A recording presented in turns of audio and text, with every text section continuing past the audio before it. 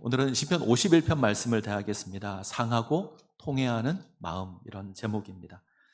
성경에 나오는 여러 인물 가운데 사람들의 인정을 받는 그런 위대한 인물들이 있죠. 그 가운데 하나가 다윗일 겁니다. 다윗은 하나님 마음에 합한 인생이고 하나님과 동행했던 인물입니다. 몰락하여서 블레셋의 통치를 받던 이스라엘을, 아무 소망 없던 이스라엘을 고대 근동의 최강국으로 세웠던 그런 인물이 다윗입니다. 하나님께서 아브라함에게 약속하셨던 그 약속의 땅을 다 정복한 사람이 다윗입니다. 하나님 보시기에 가장 합당한 왕이라면 우리가 다윗을 생각합니다. 근데 이처럼 승승장구했던 다윗인데 한 사건으로 몰락합니다. 그 사건이 밧세바 사건입니다. 다윗 인생에 있어서 가장 불미스러운 사건이고 어쩌면 가장 수치스러운 그런 사건입니다. 칼빈은 이 밧세바 사건에 대해서 다윗이 축복 아래의 삶을 살다가 저주 아래에 사는 삶으로 전환된 사건이다, 이렇게 평가를 하고요. 월터 브루그만이라는 구약학자는 아담과 하와의 원죄만큼이나 치명적인 죄가 다윗의 인생에 침투한 사건이다, 이렇게 평가합니다. 그 정도로 밧세바 사건은 다윗에 있어서 아주 치명적인 그런 사건입니다. 이 밧세바 사건이 오늘 우리가 대하는 시편 51편의 배경입니다. 자, 51편의 표제를 한번 보죠. 1절 위에 보시면 이제 파란색으로 기록된 부분이 있습니다. 이 부분을 보시면 다윗의 시, 인도자를 따라 부르는 노래, 다윗이 밧세바와 동침한 후에 선지자 나단이 그에게 왔을 때, 이렇게 기록되어 있습니다. 선지자 나단이 와서 다윗의 죄를 지적했을 때, 다윗의 죄가 드러났을 때, 그때 지은 시가 51편입니다. 죄의 용서를 구하는 참회시, 이렇게 구분이 됩니다. 우리가 가지고 있는 성경에 150편의 시편이 있는데 그 가운데 참회시가 7편이 있습니다. 그 7편 가운데 가장 대표적인 시 51편입니다. 종교개혁가 루터는 51편에서 진정한 회개의 교리를 발견할 수 있다, 회개의 원리를 발견할 수 있다 고백합니다. 오늘 우리가 살필 이제 교리의 주제가 회개입니다. 자, 회개가 뭐죠? 우리는 회개한다. 회개? 죄를 뉘우치는 것, 잘못을 뉘우치고 바로 잡는 것. 제가 사전을 찾아봤습니다. 국어 사전을 찾아보니 잘못을 뉘우치고 바로 잡는 것, 이게 회개다. 보통 우리가 죄로부터 돌아서는 것, 이걸 회개라고 합니다. 근데 후회하고 다릅니다. 가룟유다는 예수님을 은 30에 넘긴 것을 후회합니다. 근데 이런 가룟유다의 후회를 보고 우리가 회개했다라고 하지 않죠. 자, 회개는 내가 죄인임을 자각하고 인정하고 하나님의 은혜를 구하는 것이 회개입니다. 그리고 삶의 방향을 바꾸는 겁니다. 우리는 죄 아래 태어났습니다. 우리가 지니고 있는 기본 속성이 죄입니다. 허물과 죄로 죽었던 본질상 진노의 자녀가 우리입니다. 하나님에 대한 아무런 감각이 없습니다. 하나님을 모르는 인생인데 이 인생이 내가 죄인이라는 것을 깨닫고 하나님을 향해서 삶의 방향을 돌리는 것, 그 하나님을 믿는 것, 이것을 회개라고 합니다. 그래서 회개는 우리가 하는 게 아닙니다. 우리에게는 그럴 능도, 그런 힘도 없습니다. 우리는 깨달을 수 있는 능력이 없습니다. 회개는 하나님께서 하는 겁니다. 성령 하나님께서 하시는 역사입니다. 성령 하나님을 통해서 우리가 죄인인 것을 깨닫고 우리의 소망이 하나님께만 있다 아는 겁니다. 그런데 이 회개는 우리 삶에서 확인되죠. 우리가 입술로 고백하고 자백하고 하나님 앞에 나아가는 게 회개입니다. 눈에 보입니다. 소명이나 칭의나 양자나 이런 건 우리 눈에 안 보입니다. 근데 회개는 우리 눈에 보이고 경험됩니다. 일종의 표 같은 거죠. 전적인 하나님의 역사이지만 우리의 모습을 통해서 확인이 되는 것. 그래서 중요합니다. 예전에 저와 아주 가까운 분 한 분이 저를 찾아왔습니다. 상담할 게 있다 찾아왔어요. 이사를 하셨는데 가까운 교회를 갔습니다. 목사님이 성경 공부를 하시는데 뭔가 좀 이상하더래요. 그래서 아무리 생각해도 이해가 안 돼서 이제 몇 가지 질문을 가지고 저를 찾아온 겁니다. 그 몇 가지 질문 가운데 하나가 회개에 관한 거였습니다. 그 목사님은 우리가 죄를 다 회개하지 않으면 천국에 갈 수 없다, 이렇게 가르쳤습니다.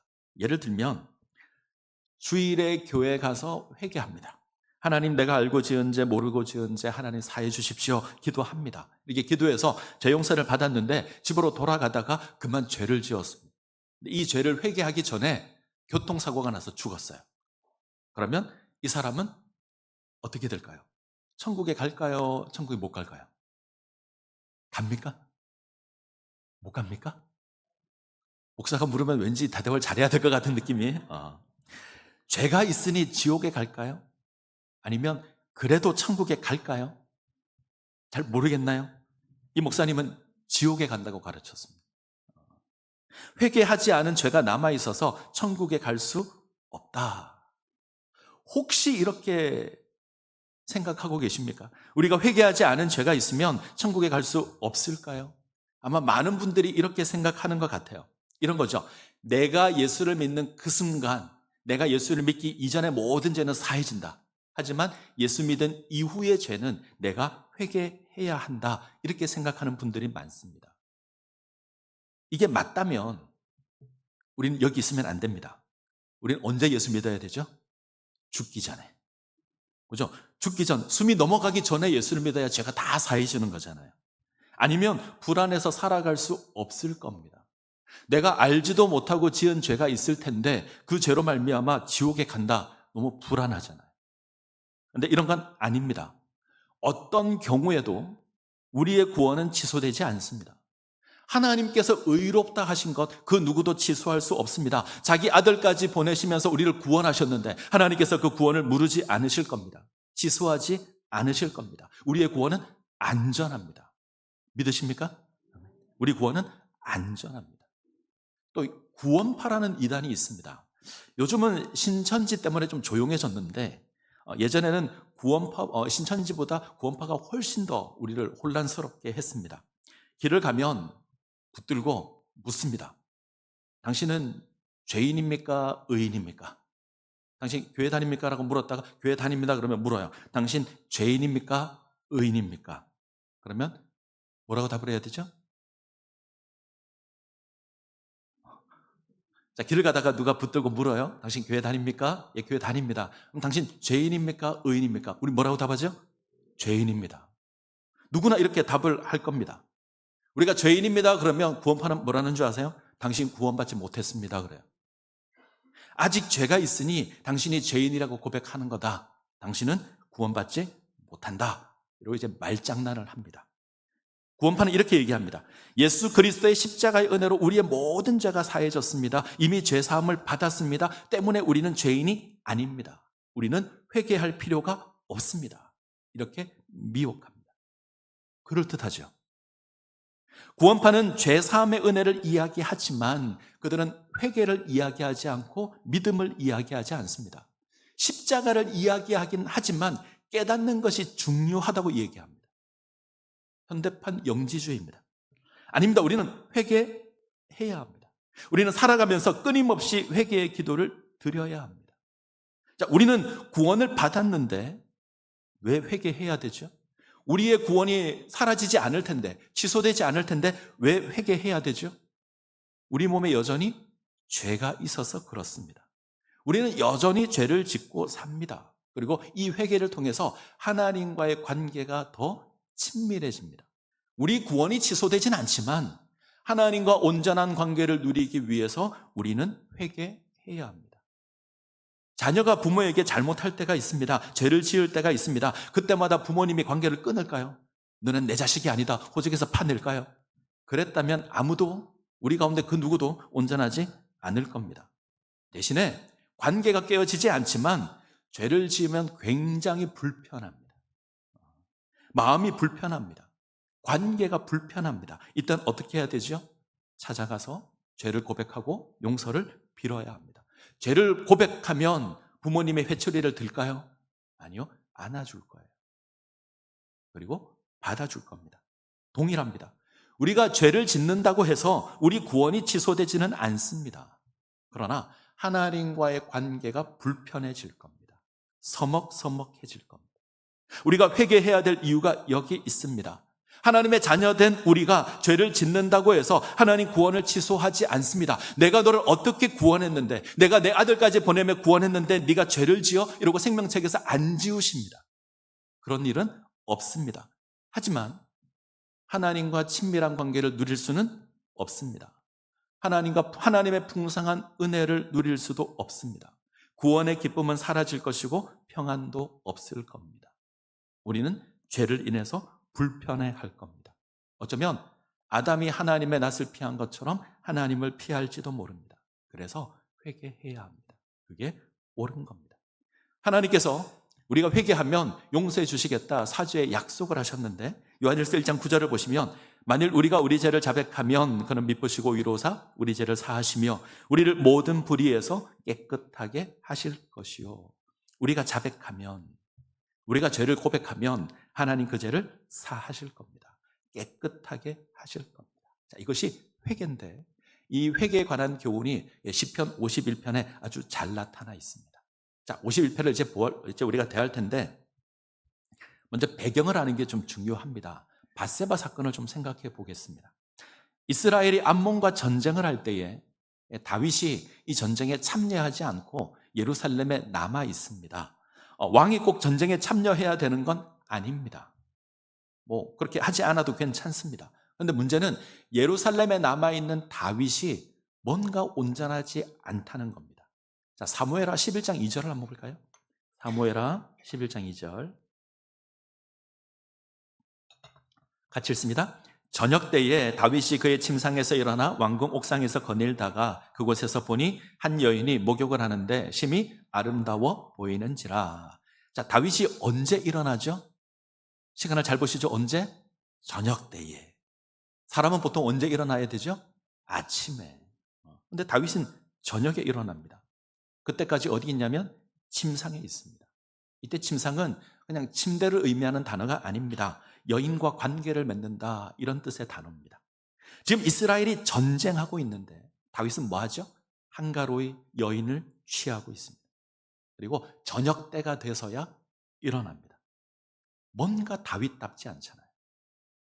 그리고 왕궁 옥상을 거닐다가 한 여인이 목욕하는 것을 봅니다.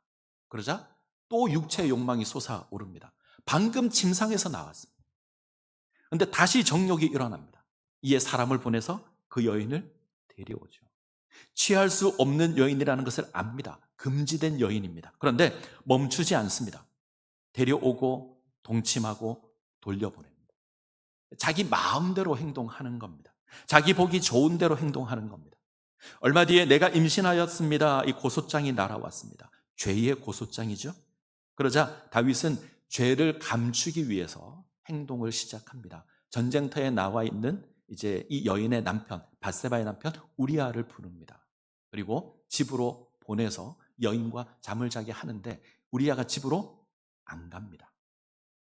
계획대로 되지 않았습니다. 이에 우리아를 다시 전쟁터로 보내죠. 최전방에 배치시켜서 죽게 만듭니다.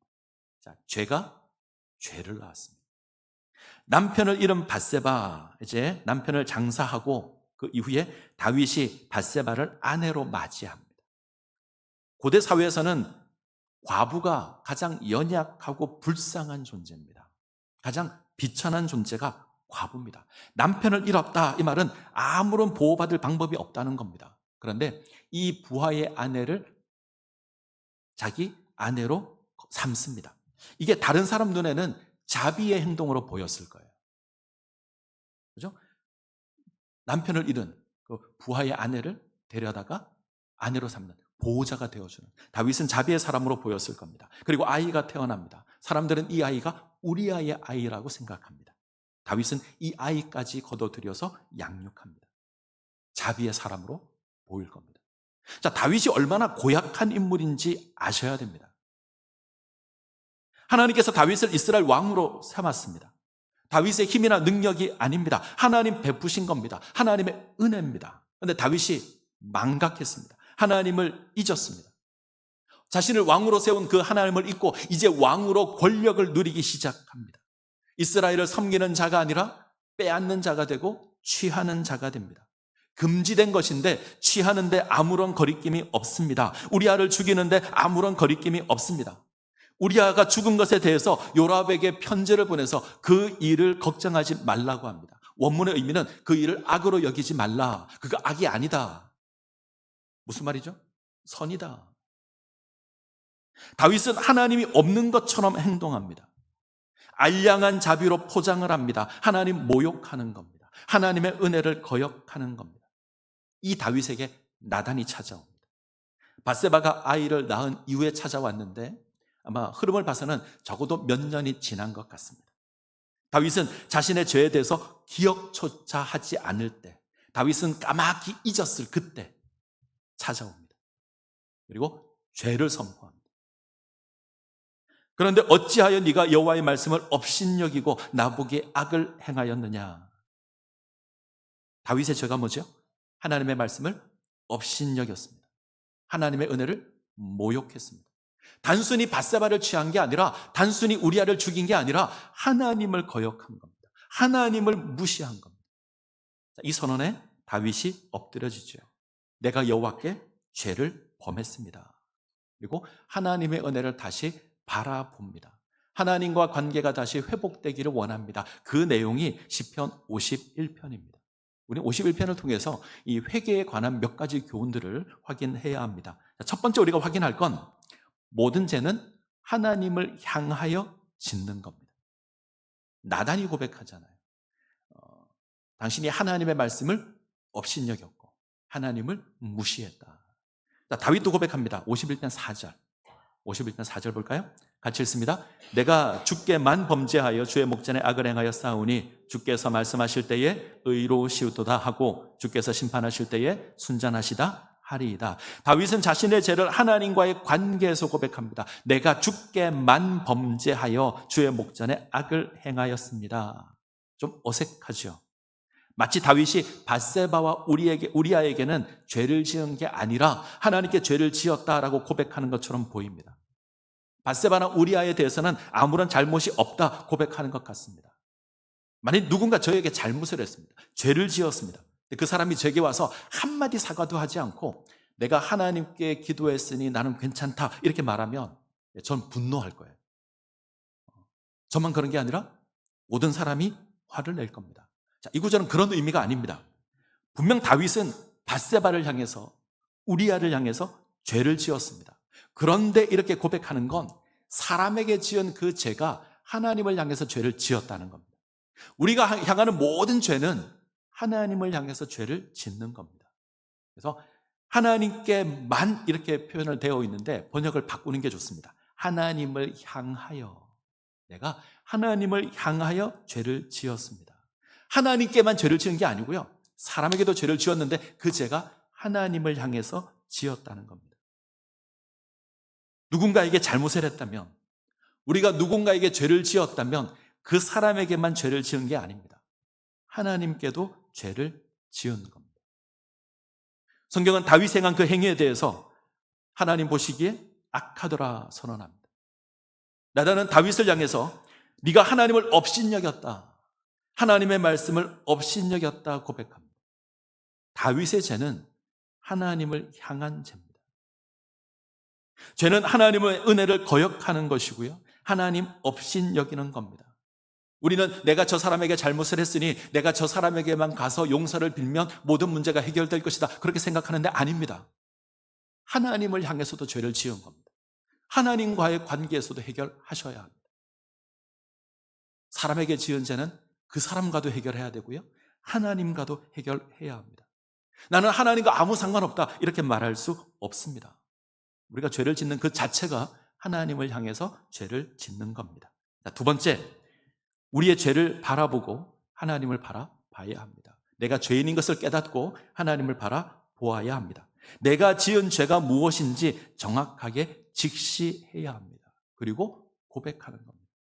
내가 지은 죄를 정확히 알지도 못하고 내가 하나님 앞에 나와서 내가 죄인입니다 이렇게 고백하는 건 어쩌면 그건 양심을 가리는 것일 수도 있습니다. 다윗이 이렇게 고백합니다. 무릇 나는 내 죄과를 아오니 내 죄가 항상 내 앞에 있나이다. 다윗은 자신이 어떤 죄를 지었는지 압니다. 그 죄가 자신을 고소하고 있다 고백합니다. 우리가 온전히 죄를 바라볼 때 우리는 나약할 수밖에 없다는 걸 확인합니다. 우리에게는 아무런 소망이 없다는 것 깨달을 겁니다. 다윗이 그럽니다. 자, 5절을 볼까요? 5절 같이 읽습니다. 내가 죄악 중에서 출생하였으며 어머니가 죄 중에 나를 잉태하였나이다. 이 말씀도 좀 어렵습니다. 어떤 목사님은 이 구절을 이렇게 해석하더라고요. 다윗이 부적절한 관계에서 출생했을 거다. 무슨 말인지 이해가 되시죠? 다윗의 어머니가 부적절한 관계에서 다윗을 낳았을 거다. 다윗은 서자였거나 첩의 아들이었을 거다. 그래서 가족으로부터 대접받지 못했을 거다. 그런 의미는 아닙니다. 태어날 때부터 죄성을 가지고 있다는 고백입니다. 태어날 때부터 죄의 영향 아래 있다는 겁니다. 한계의 고백입니다. 나는 죄를 지을 수밖에 없는 존재입니다. 고백하는 겁니다. 나에게는 아무런 선한 게 없고 나는 죄를 지을 수밖에 없는 존재입니다. 자신의 죄를 볼 때에, 자신을 고소하고 있는 그 죄를 볼 때에 자신에게는 아무런 능도 없고 아무런 의로움도 없다는 것 압니다. 그러면 하나님만 바라보게 됩니다. 나에게는 아무런 구원의 가능성이 없음을 알 때에 하나님을 바라보게 됩니다. 자, 그것이 1절입니다. 1절을 볼까요?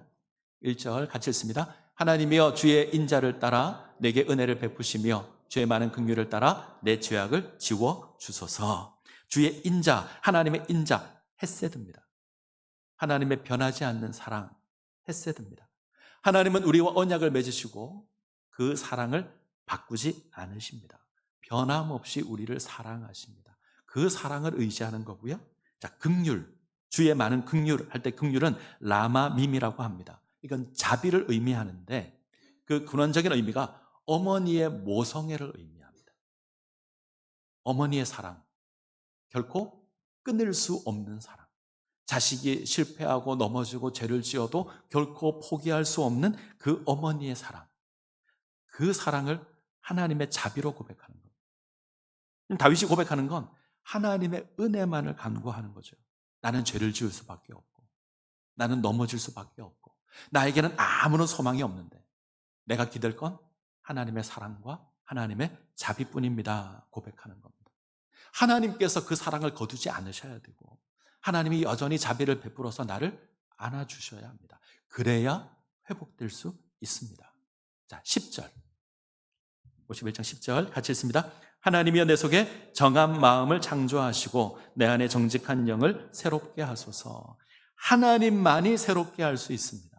하나님만이 죄악된 우리 마음을 제거하실 수 있고 정한 마음을 창조하실 수 있고요. 정직한 영을 새롭게 할 수 있습니다. 회개는 내가 아무런 소망 없다는 죄인인 것을 확인하고 하나님을 바라보는 겁니다. 자, 세 번째, 회개는 삶의 변화로 주어져야 합니다. 앞서 말씀드렸지만 회개는 후회가 아닙니다. 그때 내가 왜 그렇게 했지 하는 건 회개가 아닙니다. 내가 그것을 하지 말았어야 돼서 이거 회개가 아닙니다. 회개는 삶이 변하는 겁니다. 나는 회개했어라고 말하지만 삶이 변하지 않는다면 그건 회개한 게 아닙니다. 그건 거짓 회개일 겁니다. 프랑스 기독교 사상가 가운데 자크 엘룰이라고 하는 사람이 있습니다. 자크 엘룰이 오늘날 기독교의 상황을 진단하면서 여러 권의 책을 썼는데 그 중에 하나가 뒤틀려진 기독교입니다. 기독교가 온전하지 못하고 뒤틀어져 있다. 특별히 엘룰은 오늘날의 기독교를 진단하면서 종교적인 회심은 있는데 전인격적인 회심은 없다라고 진단했습니다. 종교적인 회심은 있는데 전인격적인 회심은 없다. 종교를 바꾸는 건 있습니다. 하나님을 믿지 않았는데 하나님을 믿는 경우가 있습니다. 나는 절에 다녔는데 교회를 다니는 경우가 있습니다. 이런 종교적인 회심은 있습니다. 근데 삶이 변하지 않더라. 전인격적인 회심이 없는 겁니다. 오늘날 기독교가 욕을 먹고 교회가 욕을 먹는 이유는 이것 때문일 겁니다. 변하지 않는 겁니다. 교회를 다니는데 예수를 믿는데 하나님을 섬기는데 세상 사람과 비교해서 하등에 나을 것이 없습니다. 변한 게 없습니다. 그러면 욕을 먹습니다. 겉으로 드러난 회심은 있죠. 내가 교회 다닌다. 내가 예수 믿는다. 내가 예전에 절에 다녔는데 이제는 교회를 다닌다. 이런 종교적인 회심은 있습니다. 그러나 삶이 바뀌지 않습니다. 이건 로이드 존슨은 이렇게 고백합니다. 일시적인 회심이고 그건 거짓 회심이다. 진정한 회심이라면, 진정한 회개라면 삶이 변해야 한다. 예수를 만나는 게 전부가 아닙니다. 가진 것의 절반이나 가난한 자에게 주고 토색한 것이 있다면 내가 4배나 갚겠습니다 고백하는 삭개오의 고백이 우리의 삶을 통해서도 고백되어야 합니다. 바뀌어야 합니다. 나잔 선지자가 다윗을 찾아와서 죄를 지적합니다. 그리고 심판을 선언하죠. 당신과 밧세바 사이에서 난 저 아이가 죽을 겁니다.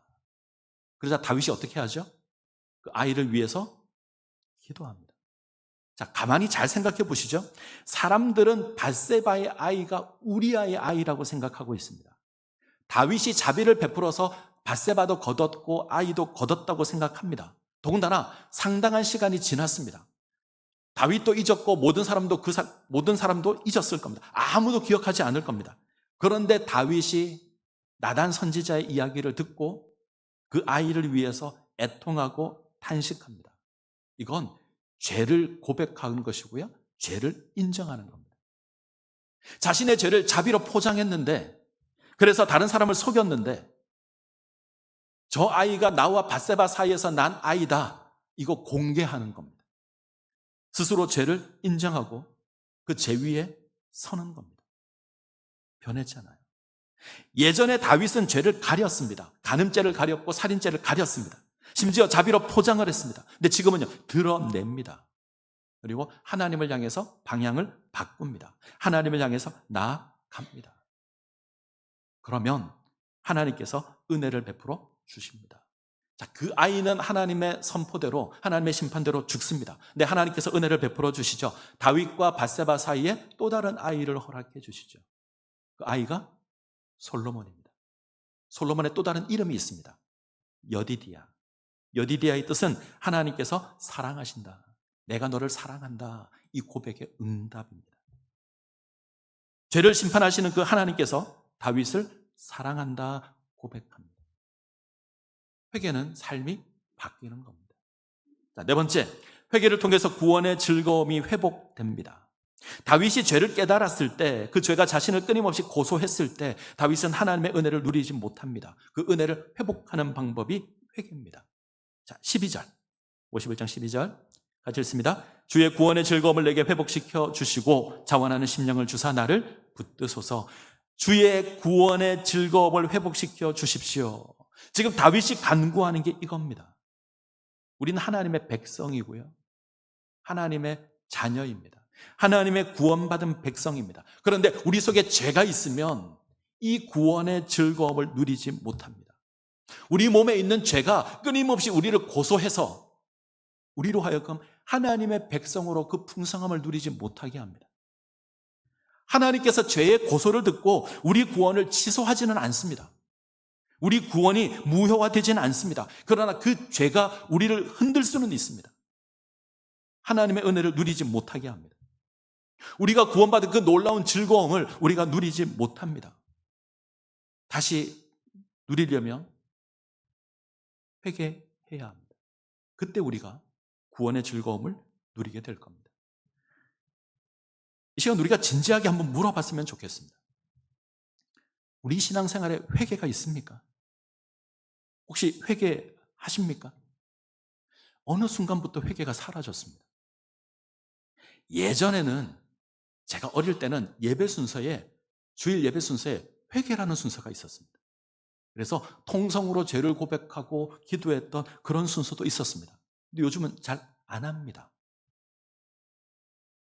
우리는 언제부턴가 죄를 시인하고 고백하는 것을 수치스럽게 생각합니다. 그래서 잘 안 합니다. 회개는 언제 하냐? 큰 죄를 지었을 때, 더구나 그것이 드러났을 때, 아무도 모를 땐 하지 않다가 사람들이 알게 되었을 때, 그때 회개해야 된다 생각하는 것 같습니다. 또는 나는 구원받았기에 나는 회개할 필요가 없다, 이렇게 말하는 사람도 있는 것 같습니다. 강단에서 죄에 대한 설교는 사라졌습니다. 죄에 대해서 설교하면 안 좋아합니다. 세상에서 그렇게 고생하고 피곤하게 교회로 왔는데 내가 교회에서도 스트레스 받는 설교를 들어야 되냐? 듣기 싫어합니다. 듣기 좋은 소리를 해달라고 요청합니다. 아닙니다. 회개하셔야 합니다. 우리의 구원을 위해서, 우리가 구원받기 위해서는 회개하지 않으셔도 됩니다.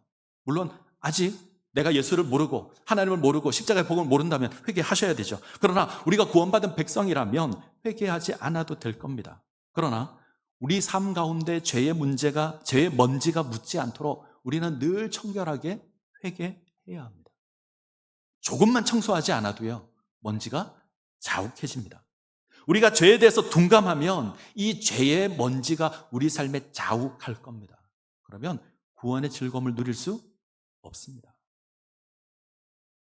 루터의 고백 가운데 유명한 고백이 하나 있습니다. 혹시 들어보셨을지 모르겠는데, 자, 화면을 볼까요? 새가 내 머리 위로 지나가는 것을 막을 수 없다. 그러나 새가 나의 머리에 둥지를 트는 것은 막을 수 있다. 같이 한번 고백할 거예요. 같이 합니다. 새가 내 머리 위로 지나가는 것을 막을 수 없다. 그러나 새가 나의 머리에 둥지를 트는 것은 막을 수 있다. 죄가 끊임없이 우리 머리 위를 지나갈 겁니다. 우리가 그것을 막을 수는 없습니다. 그러나 우리가 회개한다면, 우리 죄를 자백하고 하나님께 간다면 그 죄가 우리 머리에 둥지를 트는 것은 막을 수 있습니다. 죄가 우리 머리에 둥지를 틀어서 우리 삶을 지배하고 흔드는 것은 막을 수 있습니다. 회개하지 않으면 죄가 우리 머리에 둥지를 틀 겁니다. 우리 삶을 흔들 겁니다. 하나님 업신여기고 하나님의 말씀을 모욕하게 할 겁니다. 구원의 즐거움을 누리지 못하게 할 겁니다. 회개하면 우리는 그 죄를 이길 수 있습니다. 구원의 즐거움을 누릴 수 있습니다. 마지막으로 하나만 더 보죠. 시편 51편은 다윗이 지은 시입니다. 그런데 다윗만 부른 게 아니고요. 학자들이 시편 51편을 연구해 보니 다윗 이후에 많은 이스라엘 백성들이 이 찬양을 불렀습니다. 학자들은 이스라엘 역사가 진행됨에 따라서 51편도 조금씩 변형되었다고 생각합니다. 예를 들면 성령에 대한 응급이라든지 새롭게 하신다거나 하나님께서는 제사보다 온전하게 사는 걸 더 원하신다거나 이런 표현들은 후기 선지자들이 주로 했던 고백들입니다. 자, 또 하나가 있는데 51편 18절을 볼까요? 51편 18절 같이 읽습니다. 주의 은택으로 시온의 선을 행하시고 예루살렘 성을 쌓으소서. 예루살렘 성을 쌓으소서. 이 고백은 예루살렘 성이 무너졌다는 거잖아요. 이것은 포로기 이후 이야기입니다. 무너진 예루살렘과 하나님의 성전을 바라보며 죄를 고백하고 회복을 간구하는 겁니다. 포로로 잡혀가 있는 이스라엘이 하나님의 회복을 사모하며 그들의 죄를 고백할 때 시편 51편을 낭송합니다. 이스라엘은 이스라엘 공동체가 하나님 앞에 온전하지 못할 때, 하나님의 은혜를 망각하고 하나님을 업신여겼을 때, 그 죄악으로 말미암아 무너졌을 때, 그래서 포로로 잡혀가서 이방에서 신음하고 있을 때 51편을 고백했습니다. 예루살렘이 무너졌을 때 하나님께 회개했습니다. 그리고 다시 회복되기를 간구합니다. 저는 이 회개의 고백이 오늘을 살고 있는 우리에게 필요하다고 생각합니다. 회개는 우리 개인을 위해서도 해야겠지만 우리 공동체를 위해서도 필요합니다. 우리 공동체가 온전한가? 우리 믿음의 공동체가 건강한가? 우리가 열심히 노력하고 있는데 여전히 무너져 있진 않는가? 우리가 드리는 이 예배가 하나님 앞에 온전한가? 우리가 정말 구원의 즐거움을 제대로 누리고 있는가?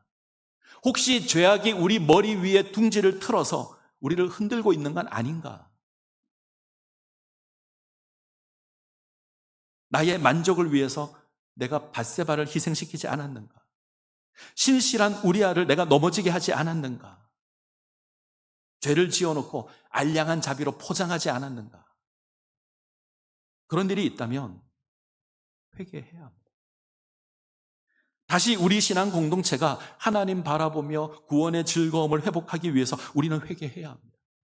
하나님의 은혜로 다시 회복될 수 있도록, 우리의 무너진 성이 다시 회복될 수 있도록, 다시 구원의 즐거움을 누릴 수 있도록 우리는 회개해야 합니다.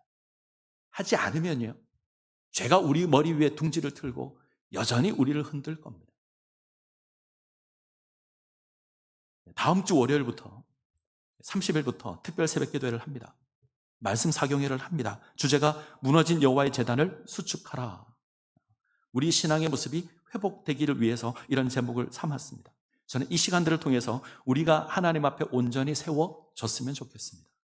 그 시작은 우리 마음을 돌이키는 회개부터 시작입니다. 우리 나약함을 고백하고 우리 연약함을 고백하고 우리가 하나님께로 돌아가면 그때 하나님 회복시켜 주실 겁니다. 정한 마음 창조하시고 정직한 영을 새롭게 하실 겁니다. 구원의 즐거움을 누리게 하실 겁니다. 여러분, 이 은혜를 누리시기를 바랍니다. 혹시 회개를 잊었다면, 내가 회개하는 것을 잊었다면 회개하셔야 됩니다. 그건 부끄러운 게 아니고요, 그건 민망한 게 아니고요, 우리가 하나님 앞에 세워지는 겁니다. 우리가 하나님의 구원을 누리는 겁니다. 이 은혜 가운데 세워지시기를 간절히 소원합니다. 기도하시겠습니다.